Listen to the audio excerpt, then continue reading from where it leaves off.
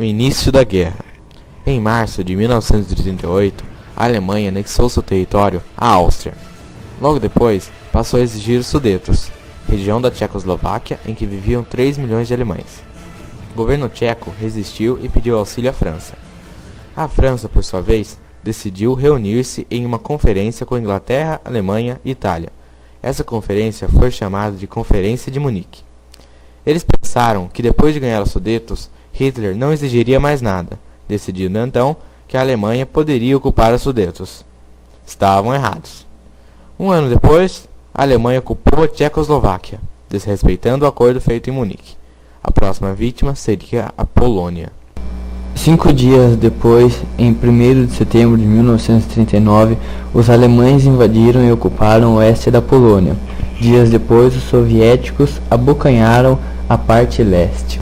Assim começava a Segunda Guerra Mundial. No início da guerra, a Alemanha conseguiu vitórias consecutivas.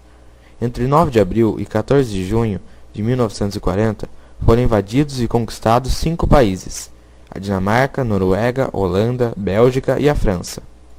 Na Europa Ocidental, só a Inglaterra continuava desafiando o poderio nazista. Liderados por Winston Churchill, os ingleses resistiram ao bombardeio aéreo sobre Londres com todas as suas forças. No ar, a aviação inglesa, a RAF, Royal Air Force, conseguiu várias vitórias contra a aviação alemã, a Luftwaffe. A mais importante delas foi a Batalha da Inglaterra, decisivas para o desfecho da Segunda Guerra Mundial. Em homenagem à vitória dos pilotos ingleses nessa batalha, disse Churchill: "Nunca tantos deveram a tão poucos." A expansão japonesa e a guerra no Oriente. O imperialismo japonês tinha grande interesse nas colônias europeias situadas no Extremo Oriente. Os militares que governavam o país acreditavam que o único grande obstáculo para sua expansão naquela área era a presença norte-americana no Pacífico. Por isso, em 7 de dezembro de 1941, os japoneses desfecharam um ataque contra a base militar norte-americana de Pearl Harbor, no Havaí, destruindo boa parte de sua poderosa frota.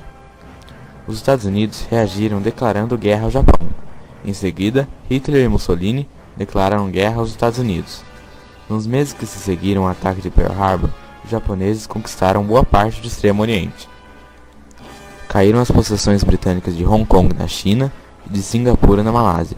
Caíram as Índias Orientais Holandesas, toda a Birmânia e quase todo o arquipélago das Filipinas, administrado pelos norte-americanos desde o começo do século. Manila rendeu-se no começo de janeiro de 1942, e em fevereiro o presidente Roosevelt ordenou que o comandante militar norte-americano, General Douglas MacArthur, deixasse o arquipélago. Interessados nas riquezas soviéticas, petróleo, minérios, e devotando ódio ao comunismo, os alemães, contrariando totalmente um pacto de não agressão com seu arqui-inimigo, o líder comunista Joseph Stalin da União Soviética, invadiu a União Soviética em 22 de junho de 1941. Eram 2 milhões de homens, 3.300 tanques e 5.000 aviões. Inicialmente, a Blitz alemã funcionou. Os alemães avançaram 750 quilômetros pelo território soviético em apenas 20 dias, matando centenas de milhares de pessoas. Surpresos, os soviéticos recuaram, mas antes destruíram tudo o que pudesse ser útil ao adversário: fábricas, hospitais e plantações. Era a tática da terra arrasada. Cedendo espaço aos soviéticos, tiveram tempo para organizar-se e impedir a queda de Moscou. Hitler decidiu então invadir a importante cidade industrial de Stalingrado, no sul de Moscou. Lá foi travada a maior batalha da Segunda Guerra Mundial, a Batalha de Stalingrado, de novembro de 1942 a fevereiro de 1943, que terminou com a vitória dos soviéticos. Era a primeira derrota alemã na Segunda Guerra. Os soviéticos quebraram assim o mito da invencibilidade nazista. Depois disso, passaram ao ataque e foram obrigando os nazistas a fugir de volta para a Alemanha. Durante sua marcha, o exército soviético extirpava os nazistas dos países ocupados por eles: Bulgária, Romênia, Hungria, Polônia, Tchecoslováquia, Iugoslávia, entre outros.